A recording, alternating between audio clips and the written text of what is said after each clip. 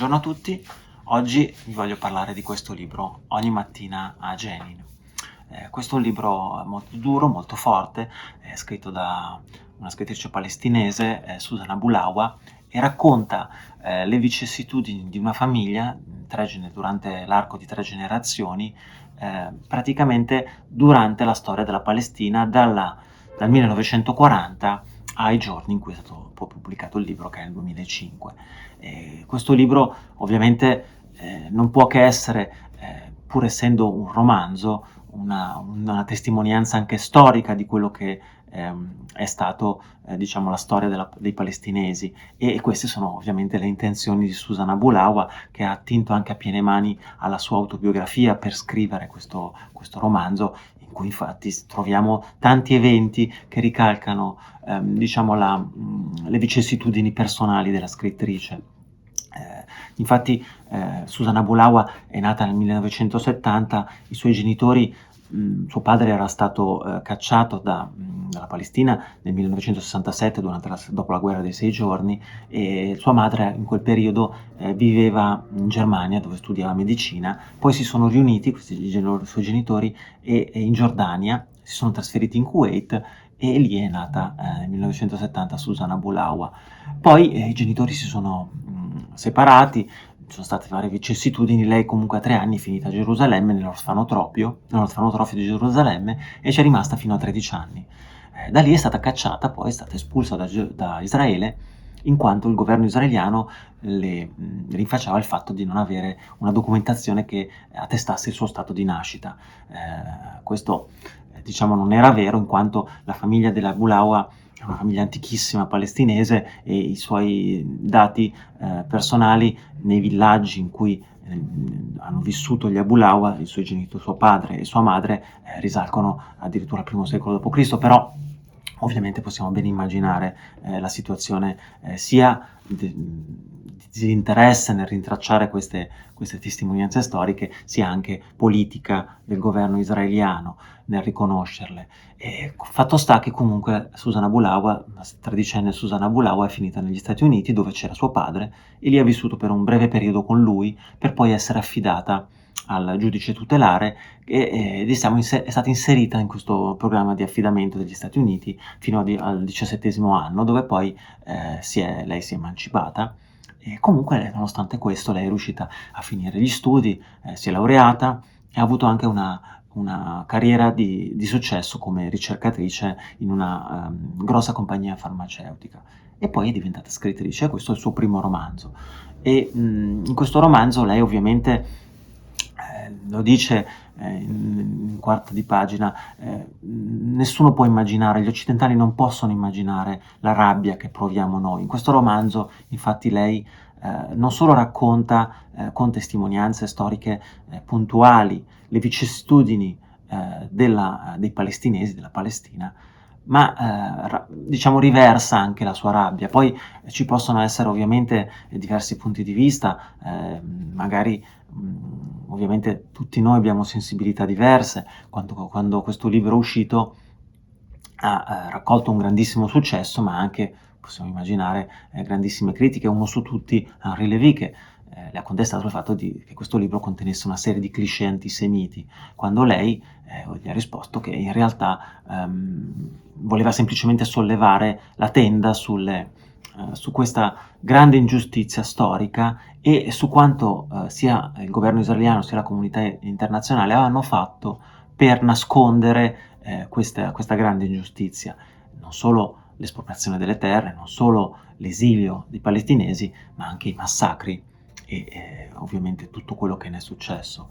Infatti Susan Abu Lawa non è solo una scrittrice. Lei ha fondato una organizzazione non governativa che si chiama Playgrounds for Children, for Palestinian Children, e in questa organizzazione lei vuole creare dei campi giochi per i bambini, per i profughi, nei campi profughi. È anche un'attivista politica che aderisce a questa campagna che si chiama PSD, che è boicottaggio, disinvestimento e sanzioni verso Israele, e a questo anche diciamo aggiunge un suo boicottaggio culturale verso Israele. famoso un evento in cui lei era stata invitata dalla TV di Al Jazeera a un talk show in cui sarebbero stati presenti dei commentatori israeliani, peraltro favorevoli alla causa palestinese, ma lei non vi ha partecipato perché aderisce a questo boicottaggio. E tutto questo lei lo fa per promuovere la causa dei palestinesi, ma soprattutto la conoscenza della situazione dei palestinesi.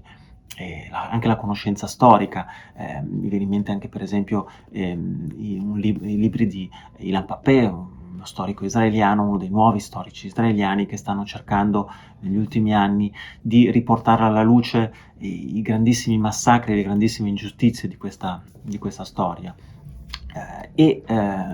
Oppure anche Chomsky, tutte queste storie ovviamente secondo me ci arricchiscono e possono, una volta diciamo accettata la verità, possono soltanto portare la normalizzazione dei rapporti tra questi due stati, anche se uno non è stato riconosciuto globalmente, di queste due ovviamente nazioni.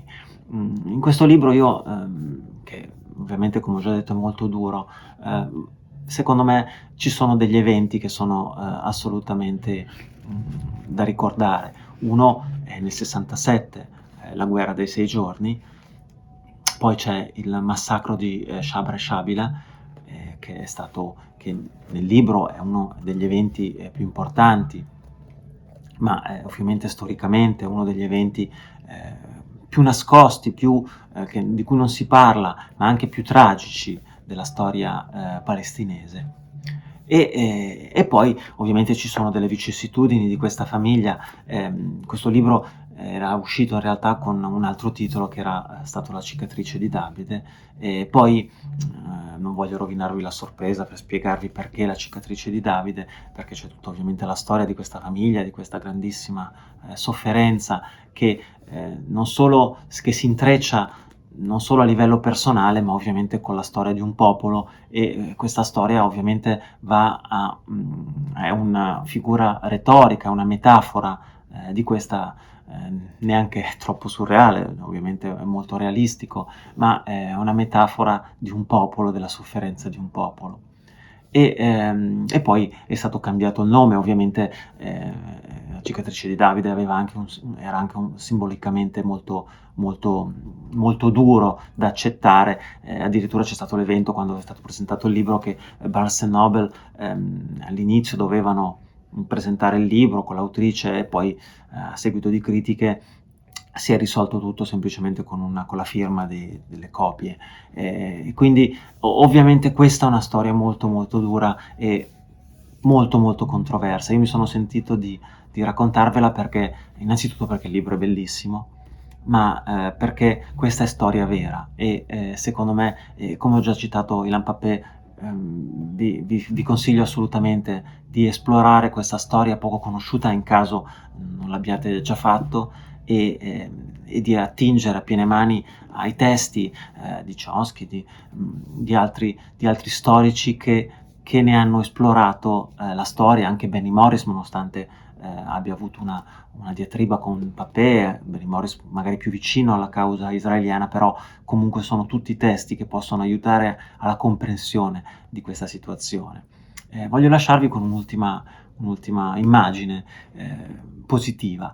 Nonostante il libro sia molto drammatico, c'è una speranza,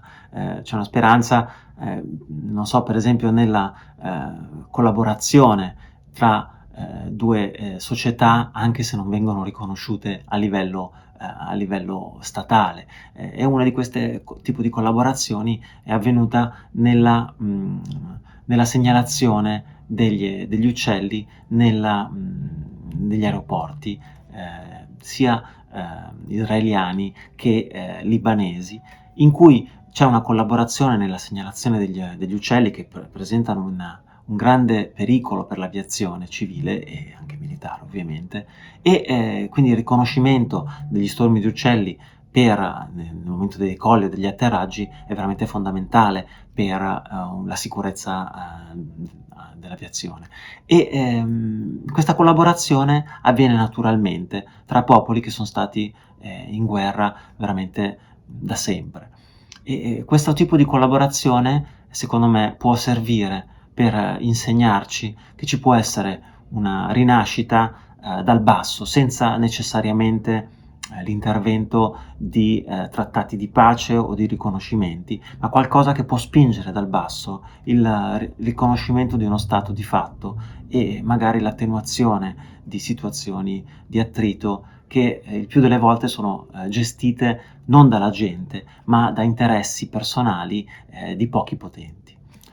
Io mi auguro che vi sia che questa storia vi abbia interessato. Un saluto e alla prossima. Grazie.